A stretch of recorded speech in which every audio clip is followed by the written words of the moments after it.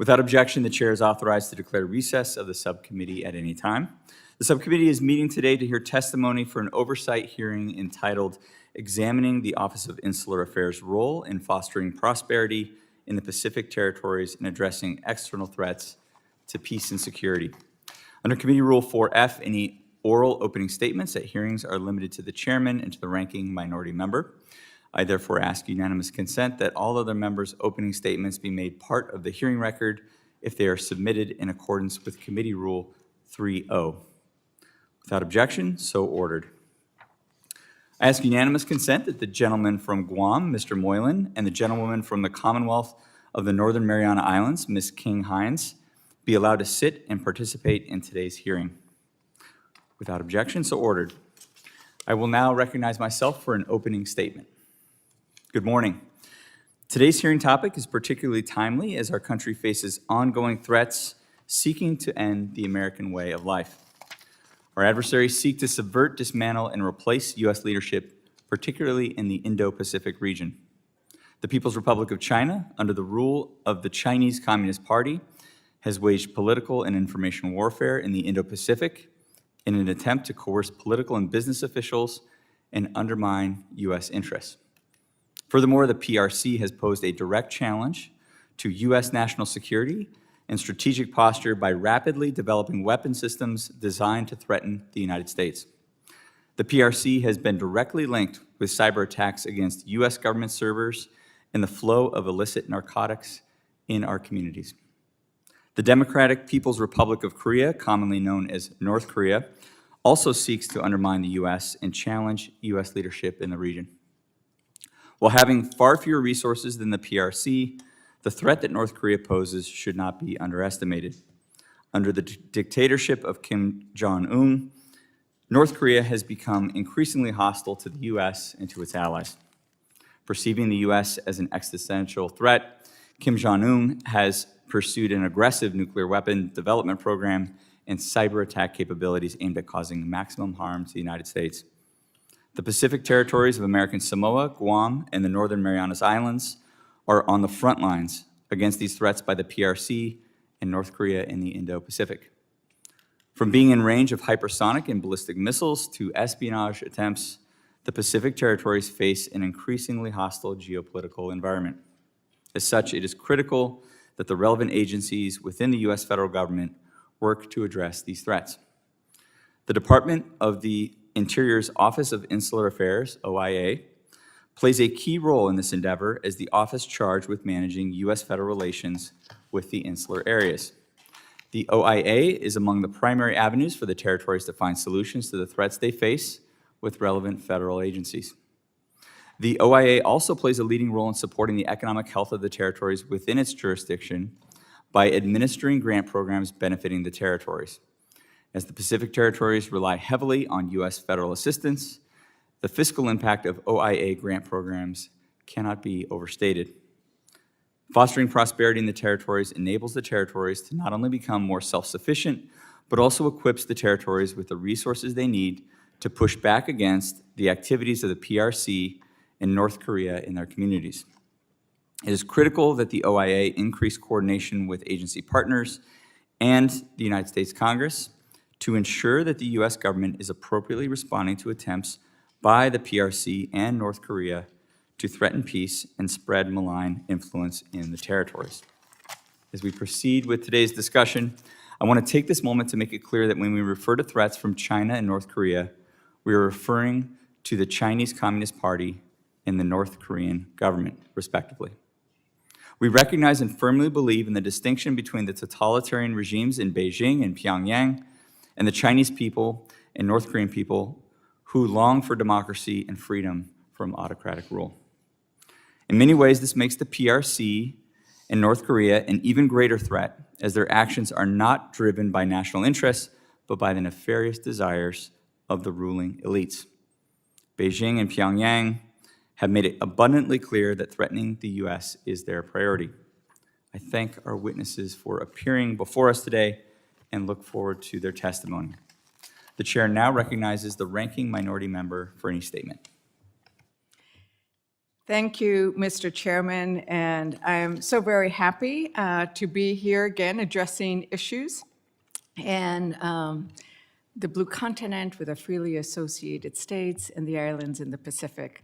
And, you know, I love the fact that the Indian and Insular Affairs Subcommittee represents the people part of the Natural Resources Committee.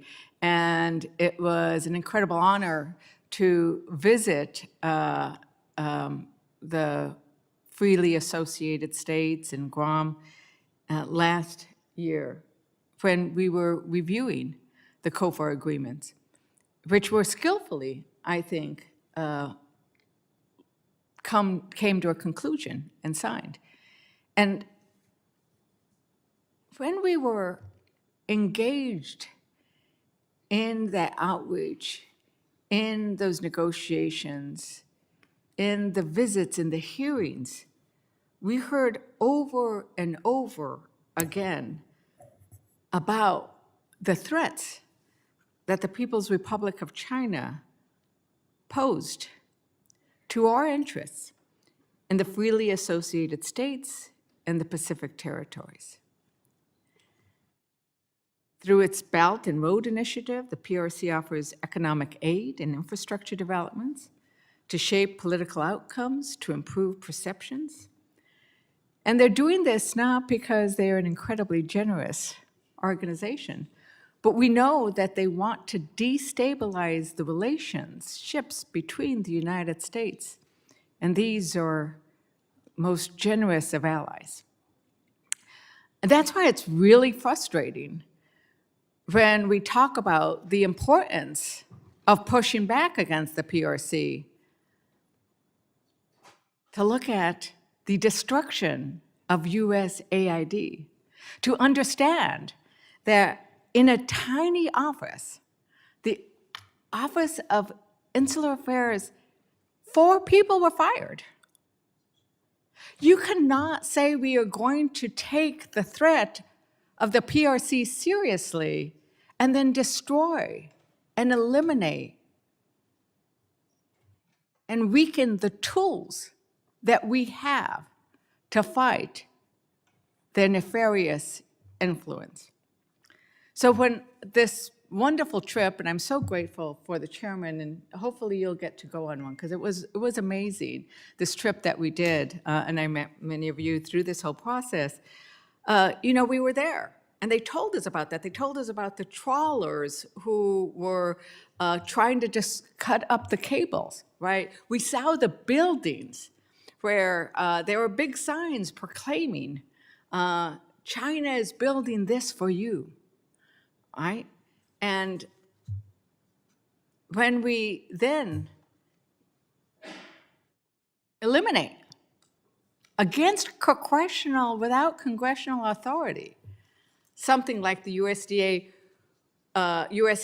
which was itself doing much more quiet projects like the cable to Palau, that has now been frozen. We have now stopped, I don't know if you know this, Chairman, we have stopped the construction of a cable that would connect Palau underground. Key infrastructure, and key infrastructure that is also useful to us. When you visit, you will see our bases. You will see the way we depend on these to protect our airspace, to identify what is coming over. And it is so crucial to us here because these are the islands and these are our allies that are closest to China. And when we start destroying the tools and the people and undermining it, what are we doing? And let me talk about the people. The Medicaid cuts that are proposed in the budget resolution would hit these territories incredibly hard. In American Samoa, 76% of the population qualifies for Medicaid or CHIP. In the Northern Mariana Islands, 36% of residents are enrolled in Medicaid or CHIP. So when we start undermining the VA, when we start undermining Medicaid, and we're not going to get $880 billion from fraud. I mean, anybody who repeats that knows it's not true. There's not that much fraud there. So it is going to affect people. And we are going to hope that we get 3 Republicans who stand with Democrats to say, do not do this for the many reasons, whether it's your own constituents or recognizing that we must maintain positive relationships and we must maintain the warmth of the friendship and the warmth of the alliance that we have with the people of the territories and in the Blue Continent. I look forward to your testimony today in this Oversight Committee, and Mr. Chairman, I yield back.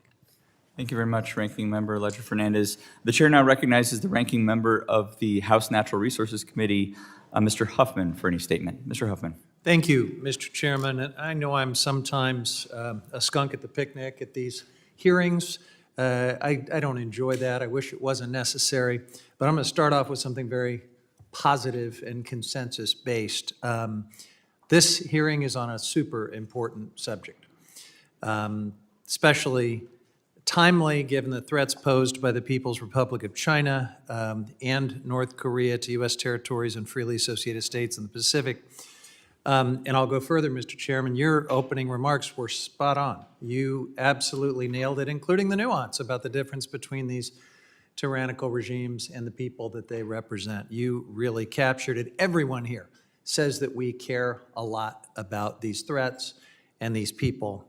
However, and here comes the skunk part, the Trump administration right now is actively undermining efforts to address these threats through a reckless, indiscriminate approach led by DOJ, people that have never spent one day in public service or government and have no idea what they are doing.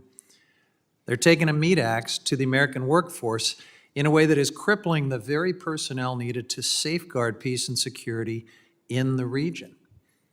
And, you know, we heard all of this fawning applause last night from the cult section of the House chamber when Elon Musk was introduced and whenever DOJ was mentioned. But you know who else is really cheering for DOJ right now than Elon Musk? China and North Korea. They are thrilled, just as thrilled as the cult section was last night. The Office of Insular Affairs, which provides critical support to the U.S. Pacific territories facing unique economic, environmental, and geopolitical challenges, and the USAID, as the ranking member mentioned, are facing substantial cuts in funding and personnel to finance tax breaks for billionaires.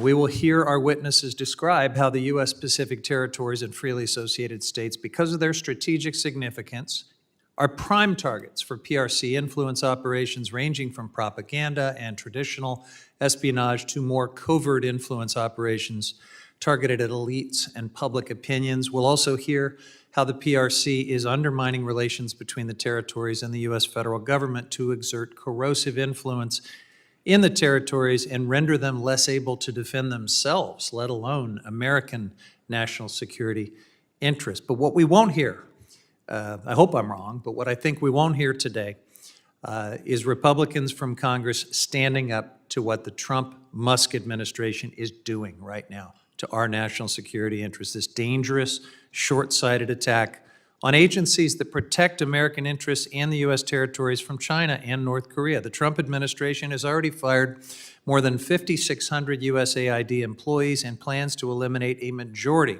of U.S. development and humanitarian assistance abroad. USAID's humanitarian and development assistance underpins our close relationships with the Federated States of Micronesia and the Republic of the Marshall Islands under the Compacts of Free Association Agreement, or COFA, which benefiting communities and families across the Pacific Islands also find quite important, quite existential. Under COFA, USAID leads U.S. disaster response efforts and has invested nearly $100 million in disaster relief and reconstruction since 2008. The PRC government capitalizes on instability and natural disasters in this vulnerable region to make inroads. And the vacuum that will be left if USAID is allowed to be sacrificed by DOJ will give China a prime opportunity to swoop in and expand its influence. If the Trump administration is truly serious about bolstering our Pacific territories and our Pacific Island nations against Chinese threats and North Korean threats, they sure have a funny way of showing it. Decapitating the one agency that projects American influence abroad through developmental assistance and soft power, which are our best tools for countering Chinese and North Korean encroachment across the Pacific. This is just a self-inflicted wound. So it is time for my Republican colleagues to stop fawning over Elon Musk and Doge and start walking the walk for the stuff that they say they care about, and start protecting U.S. interests. With that, I yield back. Thank you, Mr. Huffman. Now I will introduce the witnesses for our panel. The first is Mr. Dean Cheng, Senior Fellow at the Potomac Institute for Policy Studies in Arlington, Virginia. Next is Mr. Bruce Klingner, Senior Research Fellow at the Heritage Foundation in Washington, D.C. Next is Mr. Francisco Bencosme, former China Policy Lead at USAID here in Washington, D.C. And last is Ms. Cleo Paskal, non-resident Senior Fellow at the Foundation for Defense of Democracies in Washington, D.C. Welcome. Let me remind the witnesses that under committee rules, they must limit their oral statements to 5 minutes, but their entire statement will appear in the hearing record. To begin your testimony, please press the talk button on the microphone. We do use timing lights. When you begin, the light will turn green. When you have 1 minute left, the light turns yellow, and at the end of 5 minutes, the light will turn red, and I will ask you to please complete your statement. I will also allow all witnesses on the panel to testify before member questioning. The chairman now recognizes Mr. Dean Cheng for 5 minutes. Mr. Cheng. Good morning, Chairperson Hurd, Ranking Member Fernandez, representatives. My name is Dean Cheng. I'm a non-resident senior fellow with the Potomac Institute for Policy Studies. My comments this morning are my own. My comments this morning are intended to provide some context for better understanding of the Chinese interest in the Central Pacific and the threat posed therein. For the PRC and the United States, the importance of the Central Pacific region will only increase in the coming years. Taiwan and Western Pacific tensions are only likely to rise. There is little sign of abatement. Growing PLA, People's Liberation Army capabilities, will make operating in the Western Pacific within what's sometimes termed the first island chain more difficult. And indeed, in the initial phase of any conflict, U.S. forces' ability to operate in that area is going to be extraordinarily challenging. American resets and greater focus will only further lead to the need for expanded infrastructure in the Central Pacific as a fallback position for U.S. security operations and efforts. Here it is notable that the Chinese competition with the United States is going to intensify because, in part, China has significant resources. The PRC has the ability to undertake not simply whole of government, but whole of society efforts, and therefore U.S. dominance in the region is going to be challenged. China has a variety of tools at its disposal. This foremost set of tools are in fact not necessarily military, but economic. These include aid, where China is the second largest donor to the region after Australia. Investments, as reflected recently in the Cook Islands. These often include tourism, deep-sea mineral exploration, and shipbuilding. China has also indicated to Fiji that it intends to invest in that nation's port facilities and shipyards. Security assistance. We are fortunate at this time that China is not yet a major source of arms to the region, but that is only for the moment. It is, however, employing an interesting form of legal warfare by providing significant police training to nations such as the Solomon Islands and Fiji. But above all, the Chinese military, the PLA, is increasingly able to present a very daunting portfolio of capabilities throughout the Pacific west of Hawaii. And here it is important to note that the U.S. cannot afford to rely only on the island of Guam, if only because there is only so much physical space there, and also because of the need, if one intends to operate in the face of these growing Chinese military capabilities, to have a wider dispersal and resilience in terms of our capabilities. A very brief survey of the kinds of growing capabilities that the PLA possesses begins with the Chinese Navy, the PLA Navy. It is now the world's largest fleet. It has 140 major surface combatants among its 370 ships. It has an increasingly growing range. This past week, we have watched the PLA Navy conduct live fire exercises in the Tasman Sea, separating Australia from New Zealand to such an extent that Australia had to issue a warning to airliners traversing the region. Notably, the Tasman Sea is actually farther away from Chinese naval bases than Guam is, reflecting the reality that the Chinese will be able to operate in the Central Pacific, in the waters around Guam, should it choose to do so. The Chinese Navy will be operating under increasingly the cover of the PLA Air Force, which also has an expanding range. It has benefited from the addition of significant aerial refueling capability. The Chinese have also demonstrated the ability now to launch not only cruise missiles, but ballistic missiles from some of its types of bombers. And as worrisome, the PLA Air Force is now fielding the kinds of electronic support aircraft, airborne early warning, and airborne command posts that used to be primarily the purview of the United States. This reflects a recognition by the PLA that modern warfare is not simply about shooting, but it's about finding and countering an adversary's command and control.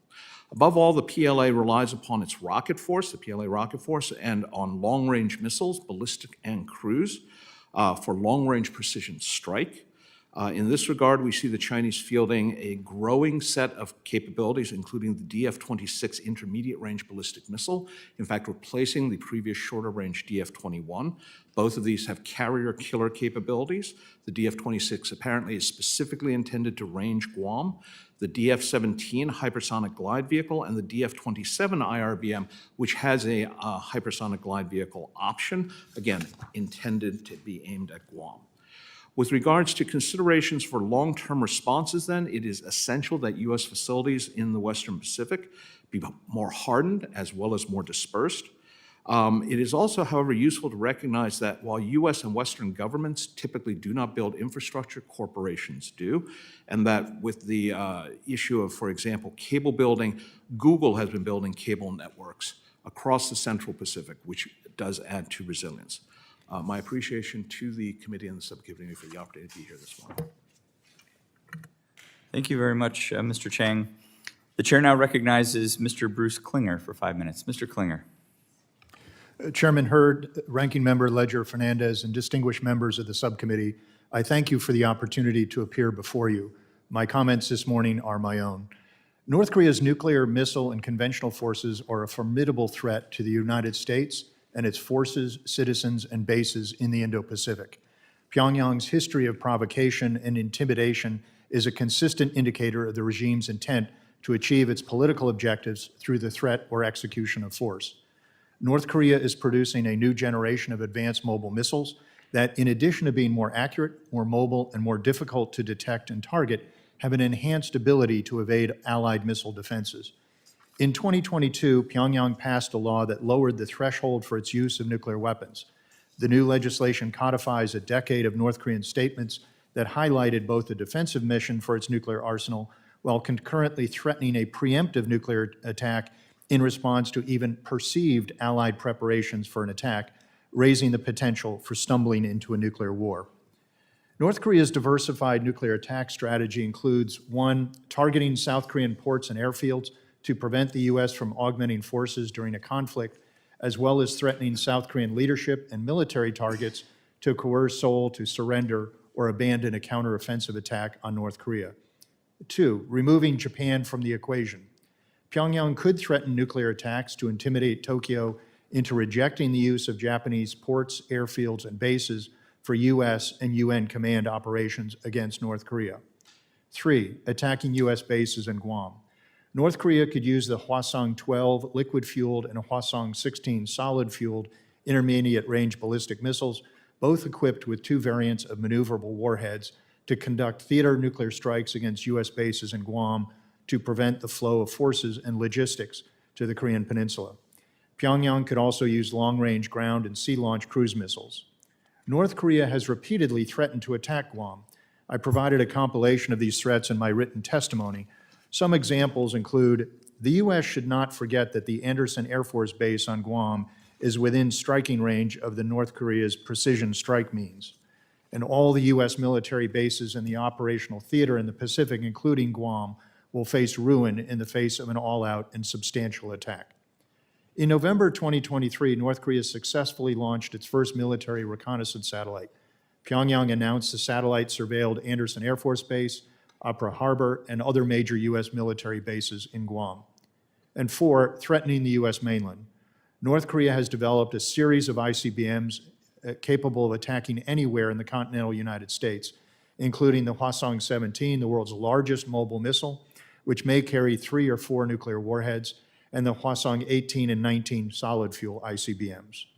Pyongyang's deployment of more missiles on mobile launchers with multiple warheads risks overwhelming the limited U.S. missile defenses protecting the American homeland.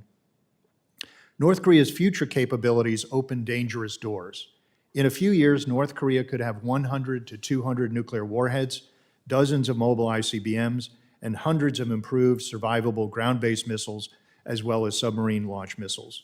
Greater North Korean nuclear capabilities could undermine the effectiveness of existing allied military plans. North Korea's ability to target American cities with thermonuclear weapons could inhibit U.S. responses or exacerbate growing allied concerns about the viability of the U.S. extended deterrence guarantee. What should the U.S. do? Affirm America's commitment to defend its allies. Washington should make absolutely clear to friend and foe alike that it will defend its allies by continually reaffirming its extended deterrence guarantee to use all necessary force, including nuclear weapons, in response to a North Korean attack. Enhance strategic defense of the American homeland. The U.S. should continue plans to augment the current force of 44 ground-based interceptors to 64 by fielding the next generation interceptor, which has improved capabilities to better engage North Korea's advanced missiles. Augment U.S. regional ballistic missile defense.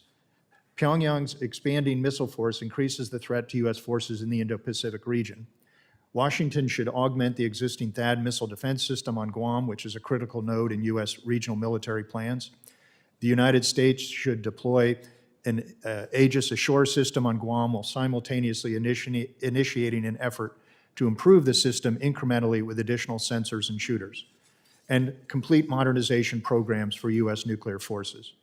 In conclusion, the United States must ensure that it can protect the American homeland and U.S. forces in the Indo-Pacific region against the growing North Korean nuclear and missile threat. Washington should coordinate with South Korea and Japan to improve comprehensive allied missile defenses. The U.S. and its allies must also have sufficient offensive capabilities to reduce the number of North Korean missiles that are launched. Thank you for the honor of appearing before you, and I look forward to your questions. Thank you very much, Mr. Klingner, for that testimony. The chair now recognizes Mr. Francisco Bencosme for 5 minutes. Mr. Bencosme. Thank you, Chairman Hurd, Ranking Member Ledger-Fernandez, and members of the subcommittee for the opportunity to testify before you today. Earlier this year, I ended my appointment as the China policy lead for the USAID, and prior to that, I was the deputy for the compact negotiations, which we worked closely with the subcommittee to negotiate and ultimately pass. I've been asked to focus my remarks on the impact of closing USAID has had on the Pacific Islands for peace and security, and I'll make 3 points. First is that presence matters to compete with our adversaries. The United States is at risk of ceding its influence in the Pacific Islands and repeating the same mistakes we failed to learn after World War II. The PRC has stepped into our breach and has exploited the United States' absence. In response, we spent the last 6 years saying the United States would be intensifying our engagement in the region, and we did so. USAID announced it was opening its office in Suva, Fiji, and established a country representative in Papua New Guinea.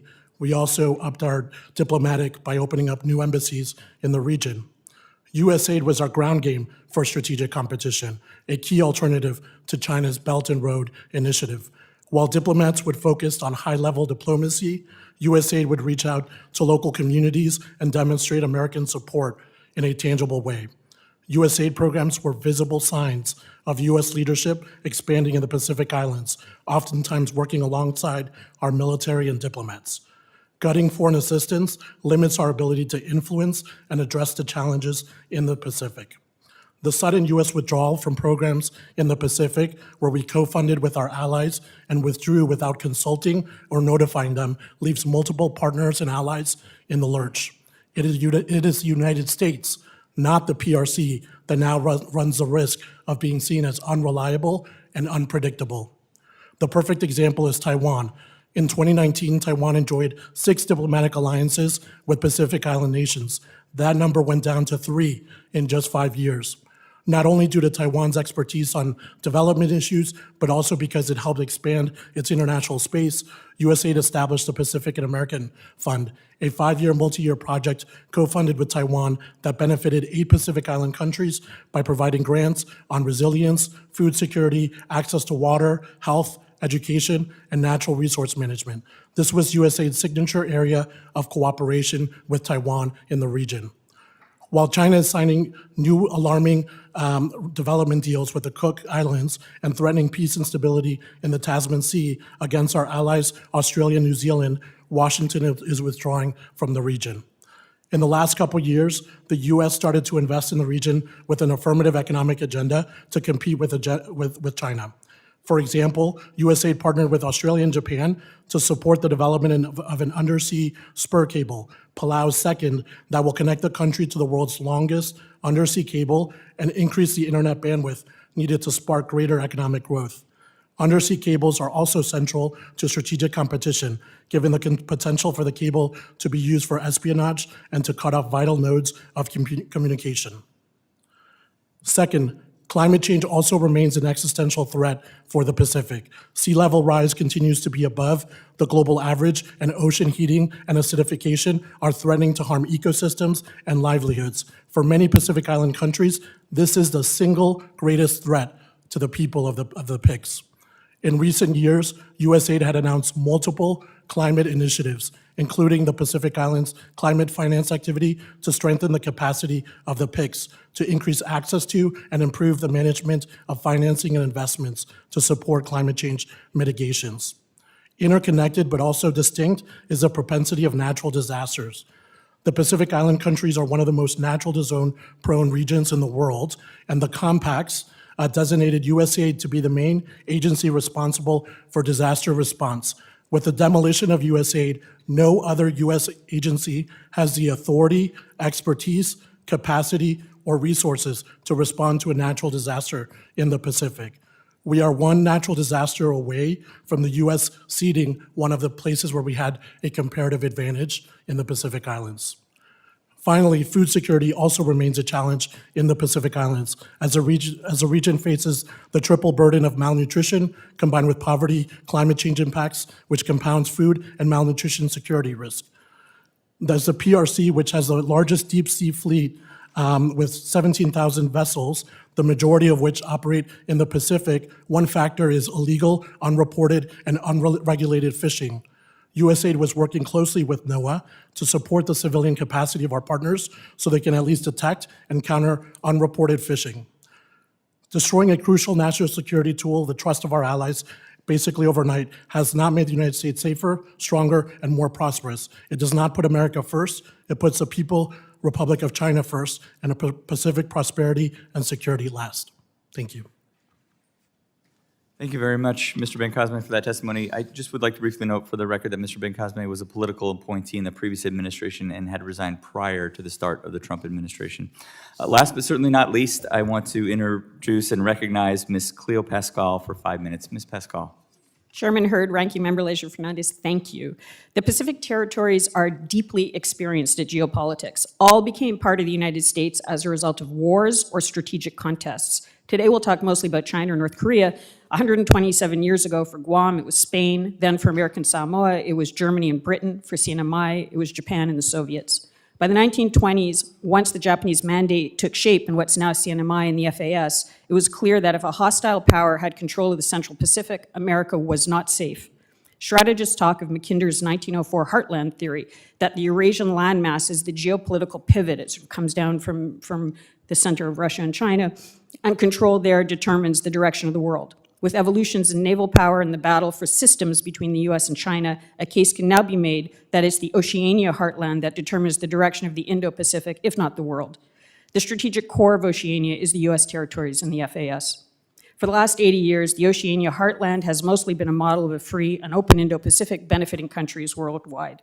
China, however, sees things differently. It wants to be in a position to reshape the world to its own liking, including being able to take the territory of other countries without effective opposition. We've known this for a while. In 2008, Admiral Keating said a senior Chinese official suggested to him, "You take Hawaii East, we'll take Hawaii West." China has been pursuing its goals in ways General Bronner of the Philippines describes as illegal, coercive, aggressive, and deceptive, known by its initials as ICAD. We've seen extensive and pervasive disruptive PRC ICAD behavior in Oceania. There are many examples from my colleagues, from the members themselves, and in my written testimony. China knows as long as the pivot of the Oceania heartland is not under its control, it cannot do what it wants to do in terms of expanding its aggression and its ambitions, including with Taiwan. So what can OIA do? Work both to block the threats while building prosperity. One won't succeed without the other. China uses the allure of commercial engagement with countries, but doesn't actually want economic engagement to lead to growth. It wants to create economic dependencies. So any attempts at building real prosperity also has to block the expected PRC ICAD attacks. DOI and its OAI are leads in the American territories. OAI has less than 30 people and 2 are judges in American Samoa. Currently, there's no assistant or deputy assistant secretary. It has massive responsibilities for a highly strategic zone. My recommendations are structured to maximize the efficiency and build on Chairman Hurd's opening comments. On blocking, Interior Secretary Burgum has a seat on the NSC. Perhaps this NSC role could be expanded to oversee and coordinate the defense and reinforcement of the Pacific territories and the FAS, which are America's western border, as part of the hemispheric defense approach being adopted by the Trump administration. This could be done in conjunction with the revitalization of the interagency group on the FAS, which is co-chaired by the Secretaries of Interior and State. That could function to focus and reinforce efforts of OIA field agents could play an important block and build role by coordinating locally with other departments and with Washington, including the interagency, and informing via Secretary Burgum's office, the NSC. A key entry point for PRC ICAD activity is corruption. OIA could focus on technical assistance programs designed to counter corruption, waste, fraud, and abuse. The governor of CNMI has repeatedly asked for federal investigations into illegal activities and corruption. A few good federal investigators, perhaps even reservists, might provide the territories and the FAS with more security than any number of F-35s and make it more likely F-35s will be able to operate from there if required. Also helpful is the establishing an FBI field office on Guam and satellite offices in CNMI and American Samoa that can support counter-ICAD activities there and in the FAS. To better advise and coordinate, the territories could set up national security coordinators or councils. That's something Palau has done with great effect. In keeping with the America First investment policy, attention should be paid to proposed investments from foreign entities. Homeland should require all those entering CNMI to have the same visas as those entering the rest of the US. Building requires ground-level assessments, which could be facilitated by OIA field agents. The 3 core areas to focus on are the costs of energy, transportation, and communications, all of which are prohibitively high in the territories. Some examples of the small things that would make a big difference are a waiver from cabotage, the establishment of a fast ferry service between Guam and Rota, hearings on the operations of United Airlines, work to unlock the potential of American Samoa fisheries, centralized tracking and oversight of federal programs. The PRC has made its trajectory clear. It wants to control the Oceania heartland, and it will destroy American communities and families to do it. The goal of OIA should be to ensure that the people of the American territories can build prosperity without the community and security destruction caused by ever-present ICAD activities. As American nationals and citizens, it's the least they deserve. Thank you. Thank you, Ms. Paskal, for that testimony. The chair will now recognize members for 5 minutes for questions, and I'll begin by recognizing myself for 5 minutes. Certainly a number of eye-opening and sobering things we heard in that testimony. Mr. Cheng, I want to start with you. You mentioned in your opening statement that the PRC poses a multitude of threats to Pacific territories. In your opinion, which of those threats is the most pressing? Mr. Chairman, that unfortunately is a little bit like asking which child do you love the most. I would suggest that on the one hand, because the Chinese have more resources, they pose an economic challenge for all the reasons that my fellow panelists have noted. This is ongoing, this is every day, this is happening as we speak. As a defense security-focused analyst, I would say, however, that should it come to a conflict, armed conflict, the PLA poses a fundamentally different threat than we have ever faced before. It is more capable. It has a deeper bench in the sense that it has up and running munition supply lines. It will challenge us in cyberspace. It will challenge us in the physical infrastructure of information. It will challenge us in space capabilities where the Central Pacific provides key support. So in terms of day-to-day, they pose an economic and aid and diplomatic threat, but in the background, always present, is a looming and increasing military threat that is going to undermine the confidence of our allies throughout the region, both in the Central and Western Pacific. Thank you, Mr. Cheng. It's multifaceted for sure. Question for Ms. Paskal. How is the presence of illegal, unreported, and unregulated, or IUU, fishing by PRC fishing fleets in the Pacific territorial waters, how is that impacting the economy of these islands? It's devastating. I mean, and that's combined with some policies that America has put in place, including in American Samoa, that have made it more difficult for the people of the territories to develop the economies themselves. And I'd also note that often the Chinese fleet has at least dual use, if not triple use capabilities. It has, we can see in the Philippines the way that the fishing fleet has intimidated other navies and coast guards, but also there's often a criminal element. So it acts for smuggling, human smuggling, drug smuggling, and those sorts of things as well. So it is a multifaceted, corrosive effect on the economies and the societies and the people of the American territories in the region.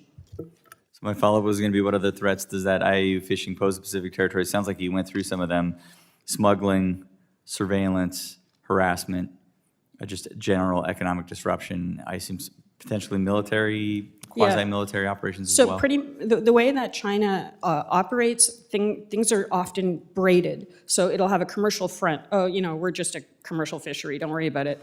Then it'll have a strategic component to it where they just happen to be hovering over cables, for example, or surveilling other activities. And then there's always this criminal element where there's horrific slavery on the fishing fleets. They're smuggling stuff, they're doing bad things. So because of that commercial, strategic, and criminal elements being all braided together, one recommendation is you go after the criminality. You start charging people. You start making sure that there is a cost for doing business with the sort of ICAD activity that the Filipinos have identified. And that will weaken both their commercial argument and their strategic footprint. Thank you, Ms. Paskal.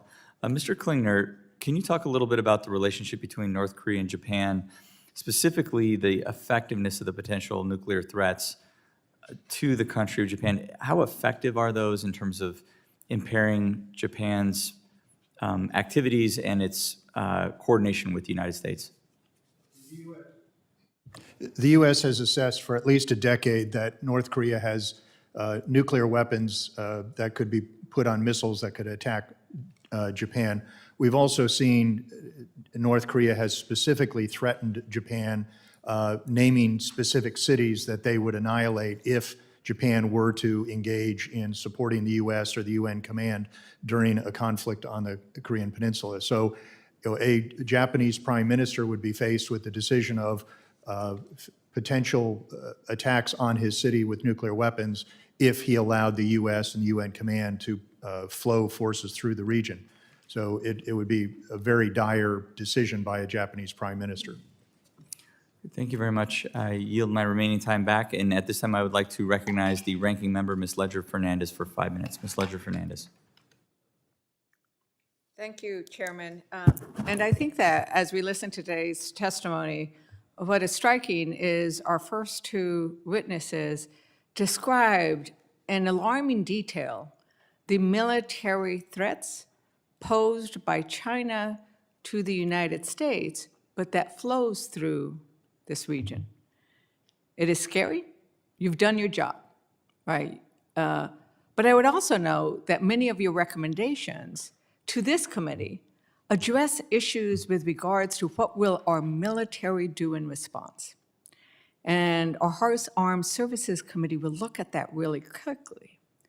We then moved down the line and heard from our next two witnesses about the other aspect of how China is undermining the United States' role in this region, and specific recommendations about that. And I loved, Ms. Paskal, your description of the turmoil of going back and forth between this country and that country and what it must feel like, which, you know, we have representatives here who know and whose communities tell them, what does it feel like when you were pushed and abandoned and you know, I think you said it, Mr. Bencosme, the yo-yo effect. And so the importance of creating sort of a consistency is really key. Would you agree, Ms. Paskal and Mr. Bencosme, that the importance of having the United States have a consistent approach and maintain its commitment, not just on the military, but on the soft side, the hearts and minds? Ms. Paskal or Mr. Bencosme, whoever wants to go first. Absolutely. China feeds and fills in the void in unpredictability and in chaos. And if I may, the role of the field officers from the Office of Insular Affairs are very important for that. They live in the country. They often have, in fact, one of the best just retired in the Marshall Islands, had been there many years, new people. And that is the permanent physical presence of somebody who listens and is in a position to be able to bridge the gap between Washington and 12 time zones away.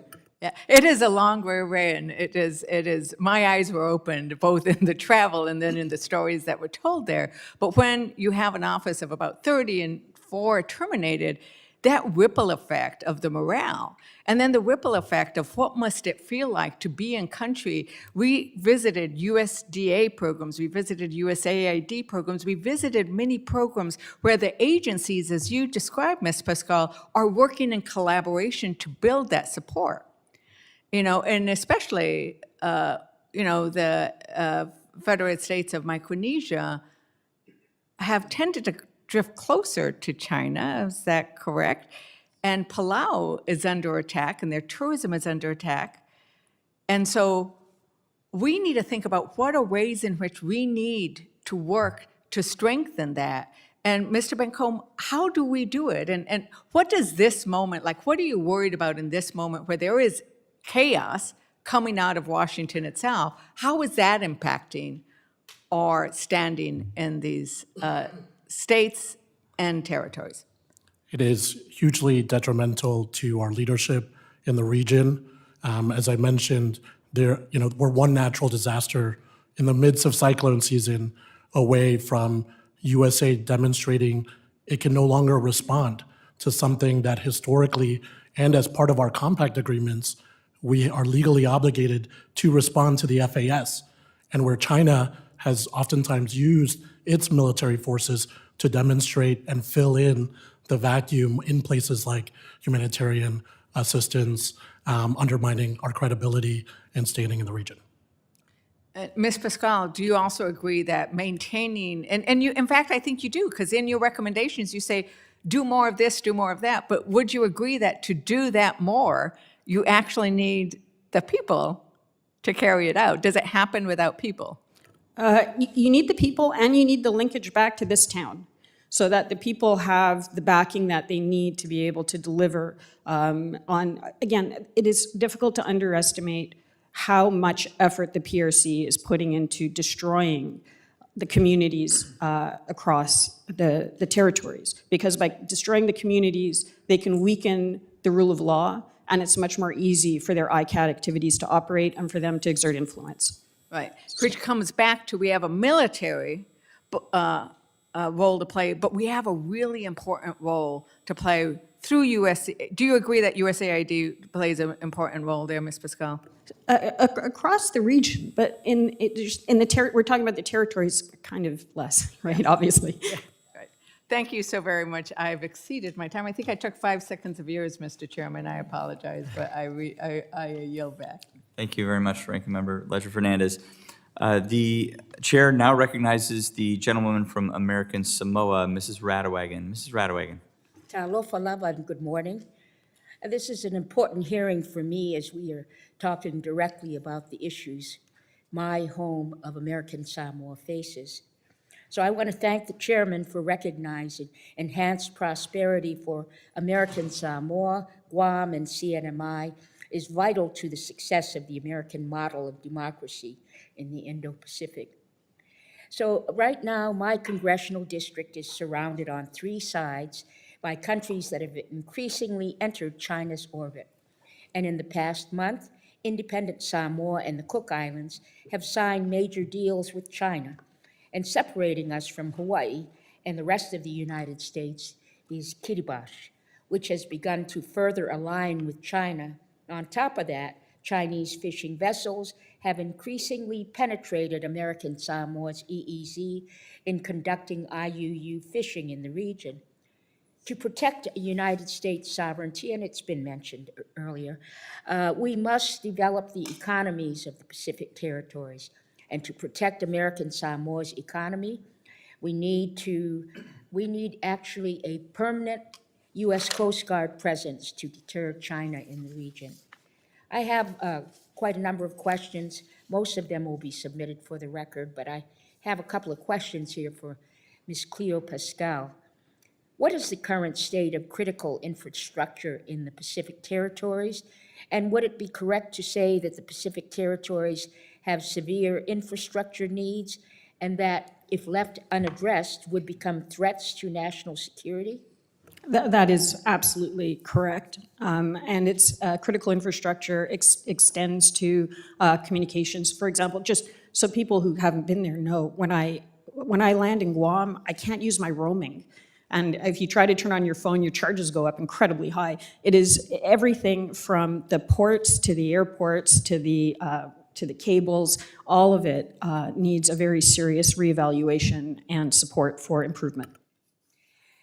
So, Ms. Paskal, would it be fair to say that support for critical infrastructure in the Pacific territories is vital for fostering economic prosperity and that it should be a top priority for the OIA? Yes, it is a key component of both blocking ICAD activity and building prosperity. The PRC has recently signed a number of economic agreements with various Pacific Island nations. For instance, Samoa has signed a visa exemption agreement with the PRC to make travel easier for their citizens. Samoa is home to many workers in American Samoa who travel across the border to work in our industries, particularly the tuna cannery. At what cost and risks do these agreements pose for these nations signing these agreements with the PRC? You've recently seen incidences in Samoa, for example, a Chinese national kidnapping somebody and shooting at police officers. There's increasing drug use and drug distribution. There's very limited ability, and this is something that we also see in CNMI, to deport people who are creating a problem, and so they sit there and create this kind of social destruction. It is extremely disconcerting. And I would just flag up that reliance on Australia and New Zealand in these areas has not been effective. There have been repeated reassurances from Canberra and Wellington, don't worry, we've got this covered. Canberra set up this policing initiative, but we haven't seen the results on the ground. And by grabbing that space and blocking direct American engagement, I think it's been detrimental to the people of the region. Thank you, Ms. Paskal. Would you agree that these agreements come with strings attached and that the PRC can easily use these agreements as leverage to get what it wants? My time is short. Yes, that's in fact the purpose of the agreements. And would you also agree that it should be a priority for the U.S. government, including OIA, to remain vigilant on the potential impacts of these agreements for U.S. national security, especially for the agreements signed with countries in close proximity to the United States? Yes, they're deliberately setting up footprints close to American territories in the FAS in order to undermine them for their own strategic advantage. And by they, I mean, of course, the Chinese Communist Party. Thank you, Mr. Chairman. I yield back the balance of my time. Thank you. The gentlewoman yields. The chair now recognizes the chairman of the House Natural Resources Committee, the gentleman from Arkansas, Mr. Westerman. Mr. Westerman. Thank you, Chairman Hurd, and thank you to the witnesses for being here today. Mr. Klingner, North Korea has been increasing its hostile rhetoric towards the Pacific territories. How do you think this rhetoric and possibly actions impact the safety of Americans on the islands? It certainly is an indication of North Korea's provocative behavior and its belligerent threats towards the region as a component of the threats against U.S. forces and citizens and allies, South Korea, Japan, as well as the American homeland. So certainly it is trying to intimidate the U.S. and its allies to not respond to North Korean coercive behavior or aggressive action if it came to that. Thank you, Ms. Paskal. Kind of following up on Ms. Ridewagon's questioning, the OIA does play a very critical role in fostering economic prosperity in the territories. Do you think it was fair to say that OIA funding is critical for the Pacific territories and it is important to ensure that these funds are used in a manner to meet U.S. interests and obviously doing that in a fiscally responsible manner? It is foundational, and it would be particularly helpful if it's combined with proper oversight, so there's transparency and there's trust across the board that these funds are being used properly. Can you give any specific examples how OIA activity has positively impacted the territories? There are a lot of very effective technical training programs. In my testimony, I suggest expanding them out to be able to counter corruption, because corruption is undermining a lot of the other good efforts that are being made. So, yeah. Maybe talk about how some of those efforts have played a role in countering the PRC's maligned activities in the area.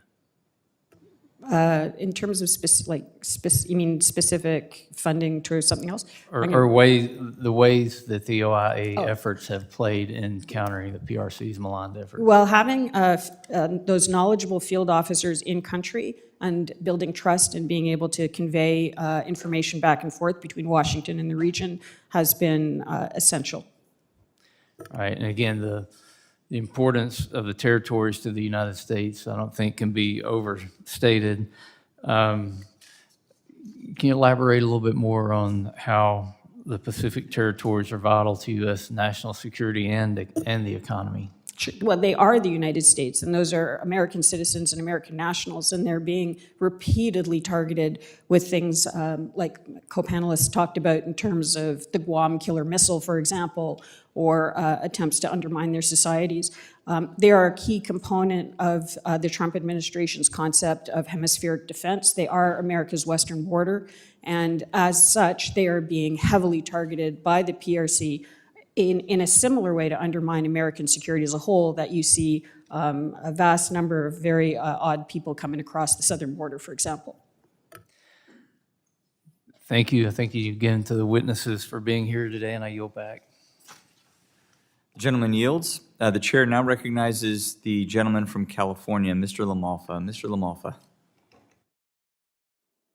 Thank you, Mr. Chairman. Appreciate it. I had questions for Mr. Cheng on the issue of Department of Interior and drones that they are in possession of that have been produced by some, I'd say, pretty questionable sources here. One is DJI, and the software would be from Autel Robotics.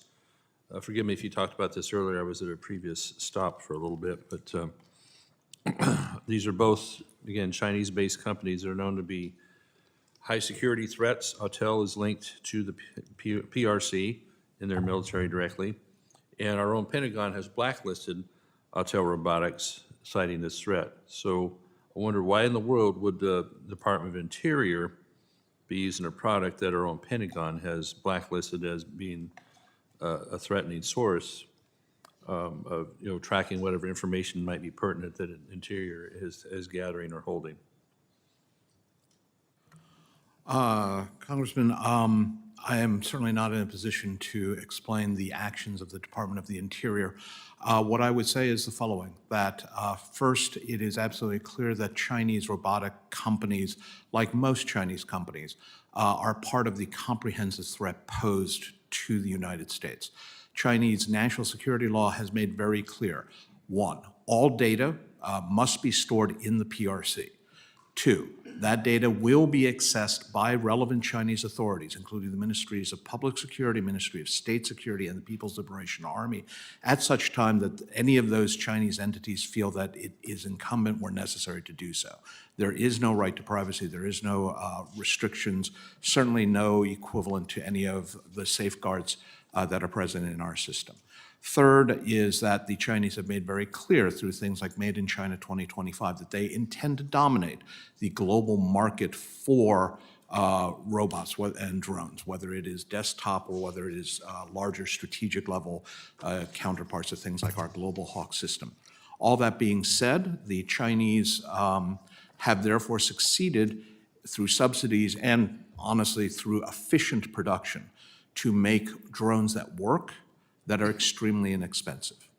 And if I were to make a guess, and again, I want to emphasize I am not personally aware of how the Department of Interior makes its decisions, I would guess that they went with a lowest bidder strategy without necessarily considering potential implications of loss of control of data. Yeah, I appreciate that. I don't expect you to know the whole ins and outs of what Interior is doing, but I guess as an overview, it seems probably a little dangerous that we would be having that department using this type of technology that's so easily absorbing information and sending it right back to PRC, right? Sir, given the purview of the Department of the Interior, which goes obviously beyond the Department of Insular Affairs, the Office of Insular Affairs, the Department of Interior has knowledge of vast tracts of American land where oil drilling would occur, where other natural resource exploitation would occur. The drones would almost certainly be used to survey that land, and the Chinese would therefore be aware of, one, what is being surveyed, and potentially what areas would be opened for leasing and other contractual arrangements. Recent discussions about Chinese acquisition of farmland has focused on where that farmland is, not the amount, but the location, which is often very close to sensitive and strategic sites. I would suggest that that would include not only military, but also Department of Interior sites. Thank you. Appreciate that complete answer. Mr. Klingner, we've heard a lot about USAID and some of the really horrific expenditures that have been pushed through that and the efforts of DOGE to narrow it back down to something that would be really the original mission of USAID.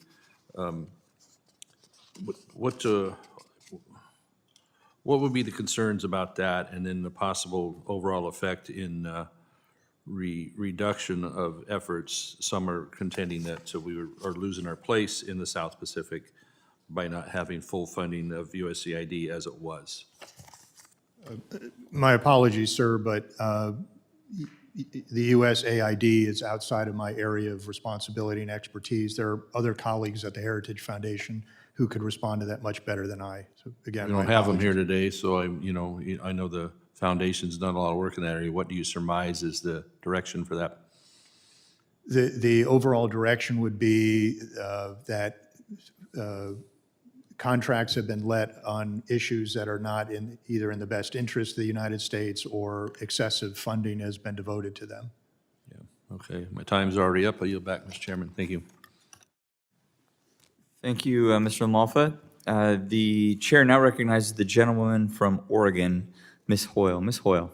Thank you. I yield my time to Congresswoman Leisure Fernandez.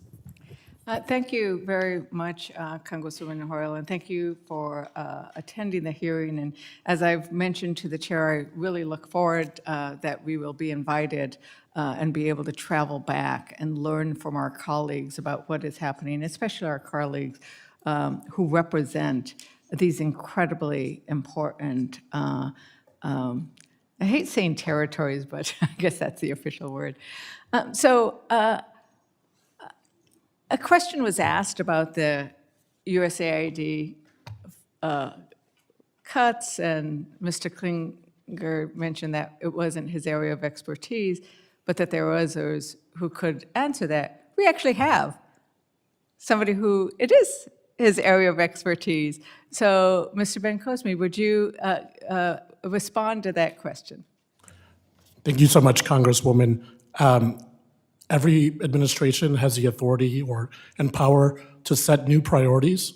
And so I think what's most disturbing about these cuts is that it really takes the baby out with the bathwater. You can change the direction of priorities and types of programs that USAID does, but to destroy the entire development tool, to sell our offices or my previous employees' offices to the Customs Border Patrol, to lose generation of expertise, capacity, leadership in these important capabilities has a real detrimental effect to our national security. Right, and I think what's really also important is, as Ms. Paskal noted, that the OIA is very small. And so when you have USDA, when you have USAID, you are increasing and supplementing the Americans on the ground building trust. And I would ask this, Mr. Klingner, do you believe it is important that our allies feel that they can trust the United States to live up to its commitments? Very much so. That is one of the things that the U.S. should make very clear to our friends and foes, that we will abide by our treaty commitments, that our forces, not only in the region, but follow-on forces, would be there to hopefully deter, or if necessary, defend and defeat any attacks by North Korea or China on our allies or our strategic interests in the Indo-Pacific region. And wouldn't you agree that trust is built by actually having a history of consistency, Mr. Klingner? Very much so. We have had forces on the Korean Peninsula for 70 years, and recently the Trump administration affirmed the U.S. commitments, the ironclad commitments to defend our allies. And we saw that in President Trump's joint statement with Japanese Prime Minister Ishiba affirming our commitments to Japan, and then also Secretary of State Rubio has affirmed, and Secretary of Defense Hegseth have also affirmed our commitment to defending South Korea. Yeah. And so I think that the real important thing is that when there is the yo-yo, when there is in different parts of the international stage, a swinging back and forth of who we stand with and who we will not abandon, that erodes trust. Because when you abandon one ally, when you engage in a tariff trade war with others, like Canada and Mexico, you are creating a sense of distrust in the United States. I also want to thank the questions that our chair talked about in terms of the importance of the office of the OIA. And I hope that the committee will support additional personnel and additional funding for what has been described as a really essential office. So I do appreciate those. And I yield back my time to Ms. Congresswoman Hoyle if she wants to add anything else. Nothing else? Nothing further? Okay. Nothing else, I yield again. Thank you very much, Ms. Hoyle. The gentleman yields her time back. The chair now recognizes the gentleman from Guam, Mr. Moylan, for 5 minutes. Mr. Moylan. Thank you, Mr. Chairman, for this important hearing today, and thank you to the panel for all the information, professional information that you provide. This is all very helpful, and I appreciate your time and effort. More than 250,000 Americans live in Guam, CNMI, and the American Samoa. For decades, our islands have been critical for national security and regional stability in the Pacific. Moreover, Americans in the Pacific territories serve at a higher rate than anywhere else in our nation, me included. Guam hosts 3 key bases, which serve as a key logistical hub, essential for the movement of personnel and supplies throughout the Indo-PACOM. Additionally, Guam serves as the home port, hub for submarines and supply ships, playing a crucial role in determining the rising threats from PRC and North Korea. Additionally, OIA provides essential funding for the territories and freely associated states, protecting our economy and national security. For Guam, these funding stems are critical for providing public service, increasing economic development, and protecting Americans in the Western Pacific. But despite this, many programs for the territories remain unfunded and have not been adjusted for years. We must work to increasing funding for OIA to deal with problems such as the invasive and stray animal control, IUU fishing, and counter-narcotics operations. And over the last several years, methamphetamine use has skyrocketed, creating a public health and safety crisis. And recently, we have even seen fentanyl enter our shores. We must take a nuanced approach to territorial policy making. These issues that we have in Guam are not the same we face in our neighbors. Just 60 miles north, one-size-fits-all policies ignores the territory's unique situation, and we have the potential to negatively impact our economies, education institutions, and healthcare systems. And just one final statement, the USAIDs is not offered to the territories. This is all international based, but it should be. And this is where we need the additional funding. So with that said, Mr. Chairman, I have no questions, but I wish to yield the balance of my time to my friend from the Northern Marianas, Ms. King-Hines. Thank you, Mr. Chairman. The gentleman yields his time to Ms. King-Hines. Ms. King-Hines. Do I still get my full 5 minutes? Yes, ma'am, you do. All right. Chairman, members of the committee, thank you for the invitation or the privilege today of joining today's hearing. I'm the only representative from the Northern Mariana Islands, so it is my duty to speak on behalf of the Americans who live there. I will, in short order, be introducing a bill asking Congress for a $400 million bailout as requested by my governor because the CNMI is on the cusp of an economic collapse. And Mr. Chairman, I would like to submit for the record the CNMI governor's letter requesting bailout legislation. Without objection. I've been writing letters to every agency requesting to spare the CNMI from any cuts to grants or federally funded personnel because our economy is dependent on these funds and positions for survival. We may all be from the territories and share similar challenges, but our economic challenges are very different and unique to each of us.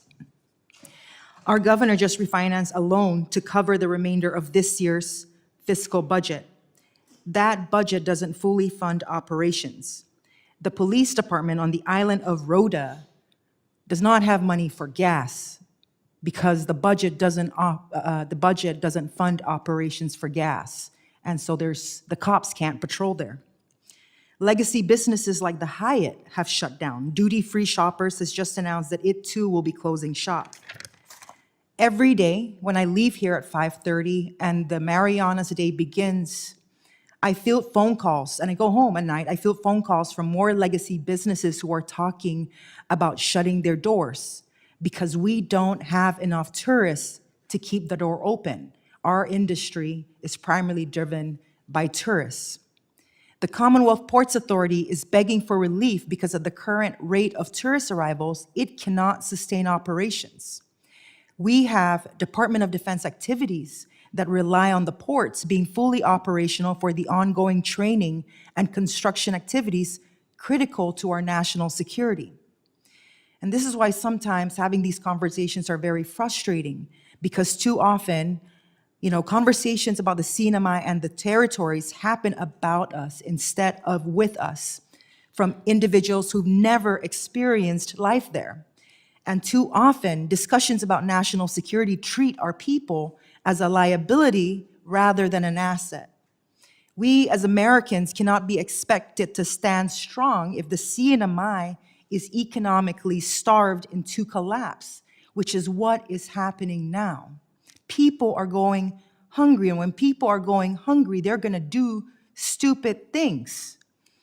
This hearing is about prosperity in the Pacific, an acknowledgement that prosperity does not exist there.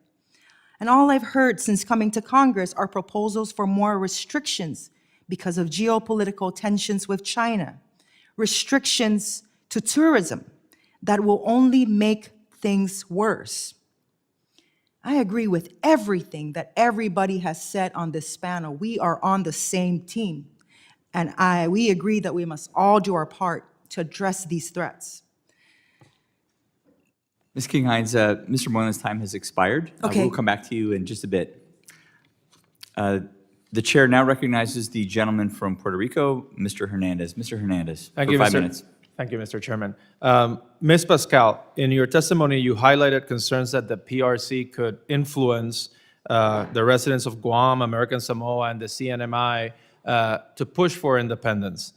A common line of attack that foreign adversaries use against U.S. territories and commonwealths is that any form of territorial status is undemocratic.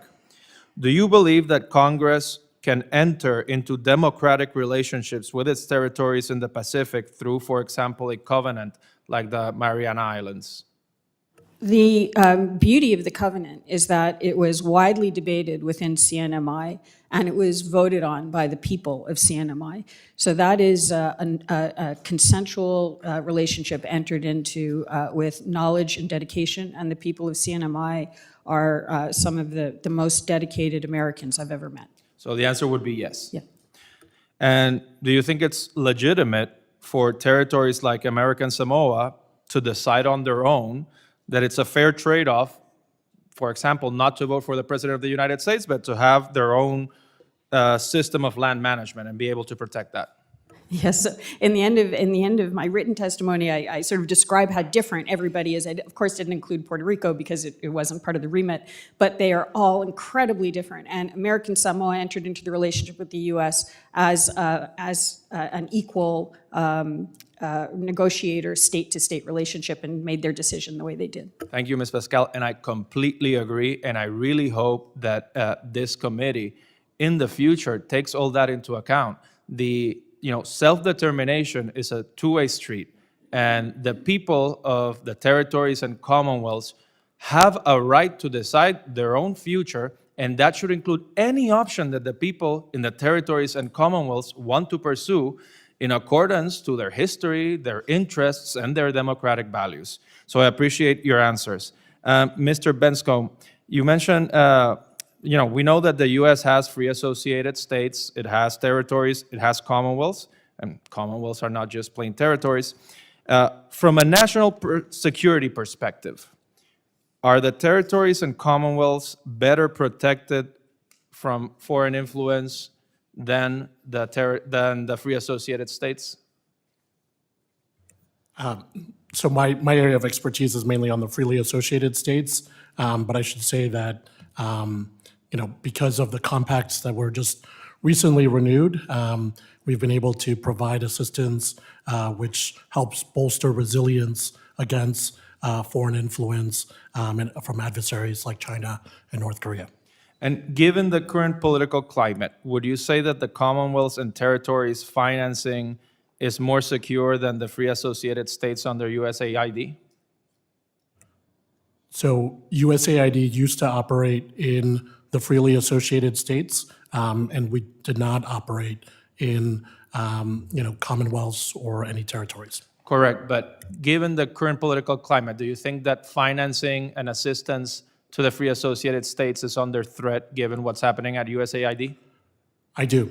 And in fact, for 2 weeks, people at Interior did not know if the COFA funds were at risk because of the attacks on foreign assistance. Great, thank you. With that, I yield back the remaining. Oh, I see. Let me see. 1 second. Yeah. One last question I do have is, it's been decades since the Organic Acts and the Covenant have been revised.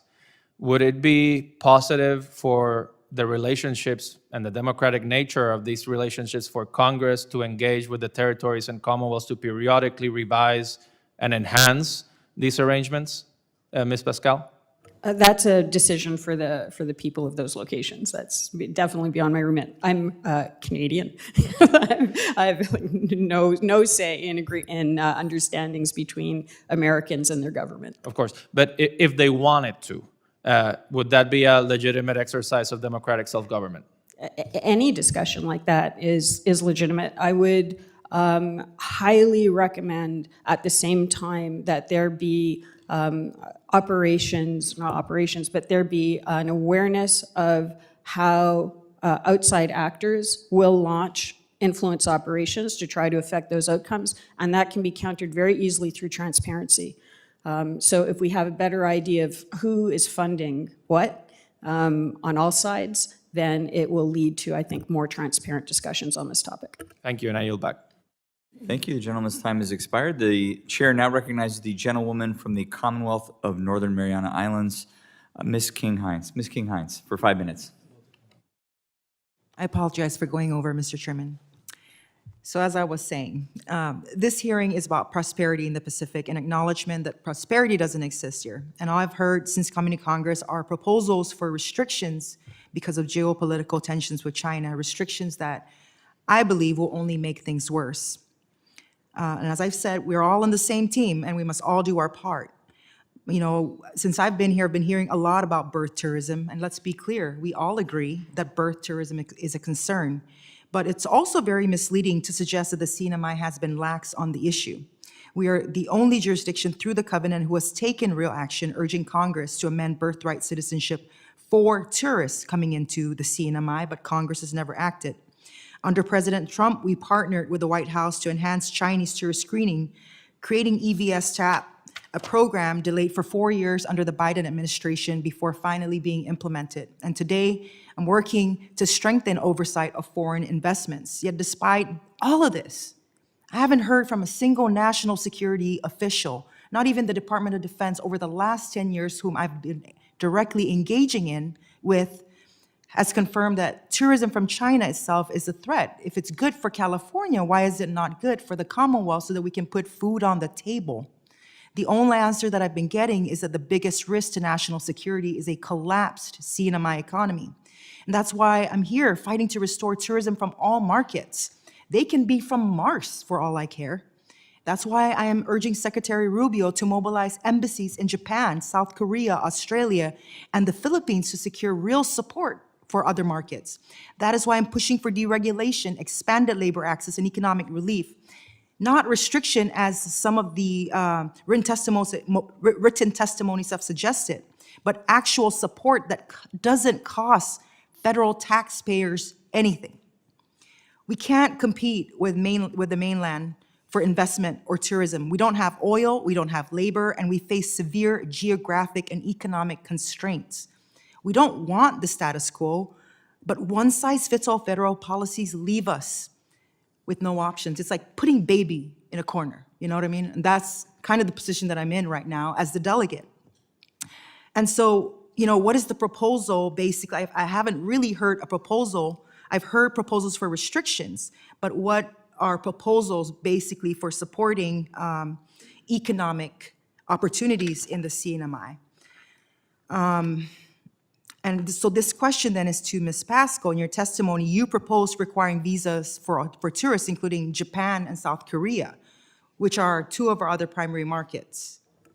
I'm sorry, no, I don't. I think that people coming into any part of the United States should have the same entry points. And if you're Chinese coming into California, you need a visa, and as you said, tourism and Chinese tourism California is just fine. So why would it affect Chinese tourism to CNMI? And just on this point of why PRC tourism is a threat, you just asked Palau. I mean, as you said, economic collapse is your biggest threat, and the PRC deliberately used tourism to try to economically collapse Palau in order to gain strategic advantage, in this case, getting them to derecognize Taiwan. Thank you for pointing that out, and thank you for using Palau as an illustration of these influences, right? But what creates these opportunities for influence? Is it not economic collapse? Is it not economic vulnerability?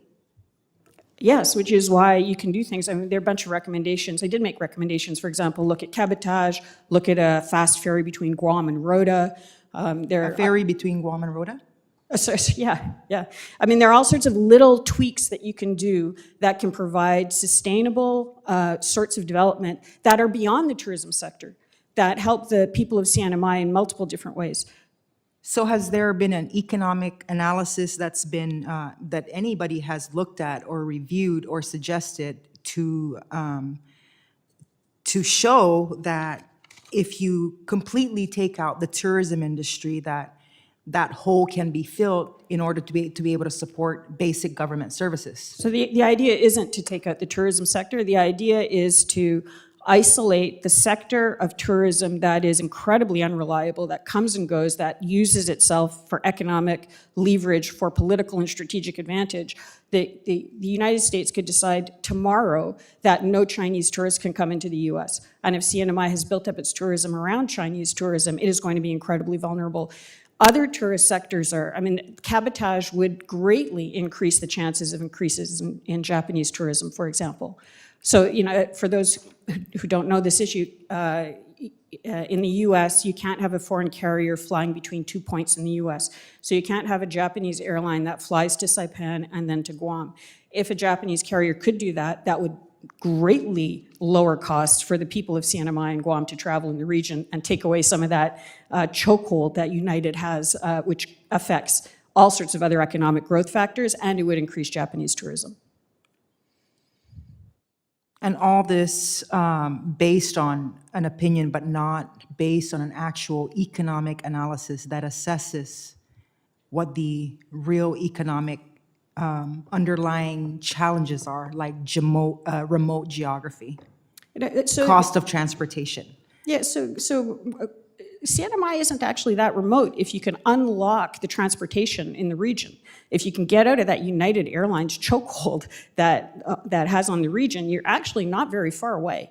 And you have access. Guam, for example, has all sorts of access all over the region, and you can build up other sectors like health. People from the FAS need better health care, and there could be health centers and education centers in CNMI. The College of Northern Marianas could be really built up to be a comfortable place for the people from FAS to come and study and learn more about their cousins across the region. Ms. King-Hines, yield your my time has time. expired. Thank you very Thanks. much. The chair now recognizes the gentleman from Utah, Dr. Kennedy. Dr. Kennedy, for 5 minutes. Good morning, Mr. Chair, and thank you to you and the ranking member for organizing this committee and putting this oversight to allow us as Congress to have greater insight into the threats facing U.S. territories and the freely associated states. I'm really appreciative of the witnesses for bringing yourselves all the way here to this place as well. We're grateful to have your testimony. I'm committed to working with Congress and the Trump administration to maintain military and economic security in the Indo-Pacific. And had a question for Mr. Cheng. In 2023, a PRC-backed hacking group called Volt Typhoon hacked telecommunications systems in Guam. These hacks attacked critical infrastructure on the island, including those used by the U.S. military bases. So in our present day, is the PRC still actively attempting to launch cyber attacks against the U.S., and if so, in what ways? Sir, in the wake of Volt Typhoon, we various cybersecurity groups and the U.S. government have identified at least 2 new Chinese-sourced attacks in just simply the Typhoon series. Salt Typhoon, which involved Chinese penetration of various U.S. telecoms, including Verizon and AT&T, to obtain remarkably granular data on various users. It is believed that this has included the cell phones of Vice President Vance and then President-elect Trump. We have also seen an attack labeled Flax Typhoon, Chinese cyber attacks on Taiwanese organizations. This basically is a form of living off the land where basically rather than introducing malware, they are using already existing tools, security systems, et cetera, built into programs. Those are just simply 2 examples simply from a particular family of Chinese hackers. More broadly speaking, there is no evidence that I am aware of with regards to a reduction in Chinese cyber economic espionage, Chinese hacking of various organizations around the world, not just the United States, but our allies, military, economic, et cetera. There is every reason to believe that the Chinese, if anything, have redoubled their efforts as the Chinese pursue what they term intelligenceization of their military and economy, which is basically promoting the ability of machines to talk to machines, going beyond the previous people talking to people and organizations talking to organizations. Thank you for that very disturbing report. I'm sorry to hear that. So how do the attacks, outside of what you've said about President Trump and Vice President Vance, how are these attacks affecting our citizens that live in the territories or the citizens that live in the continental United States? So with regards to the citizens in the territories, it basically means that military personnel, but also civilians, politicians, police officers potentially have their personal data being accessed. That in turn, of course, opens them up to potential recruitment as human intelligence sources, pressure. Because of the comprehensive approach that I mentioned earlier to Chairman Hurd, what that also means is that, for example, in theory, Chinese companies could use this to pressure their way into access. If Chinese criminal organizations were to access this kind of information, they too would potentially be able to exploit it. With regards to on the mainland, my understanding is that one of the things that may have been exposed through Salt Typhoon is access to wiretaps. Not just legal wiretaps in the sense of criminal, but potentially intelligence-oriented wiretaps authorized under FISA. That would obviously expose intelligence operations, potentially sources and methods. Thank you for that answer as well. So we know China is constantly undermining the United States by mistreating U.S. territories, allies, and stealing American intellectual property. That's why I introduced the United States Research Protection Act. This legislation removes ambiguity in what qualifies as a malign foreign talent program and ensures there are no loopholes in its language that could inadvertently allow adversarial nations like China to exploit American research and technology for their own benefit. By closing these critical loopholes, the United States Research Protection Act ensures that our technological advancements remain secure and safeguarded from foreign exploitation. It also reaffirms a commitment to protecting American taxpayers by ensuring that their investments in research and development are not used to subsidize the capabilities of our strategic competitors, such as the Chinese Communist Party. And Mr. Chair, I'll thank again these witnesses for coming and testifying with us, and with that, I yield back. Thank you. The gentleman yields. Thank you very much, Dr. Kennedy. I want to also thank the witnesses for their valuable testimony and my fellow members for their questions. The members of the committee may have some additional questions for the witnesses, and we will ask that you respond to those in writing. Under Committee Rule 3, members of the committee must submit questions to the committee clerk by 5 p.m. on Monday, March 10th, 2025. The hearing record will be held open for 10 business days for these responses. If there is no further business, without objection, the committee stands adjourned.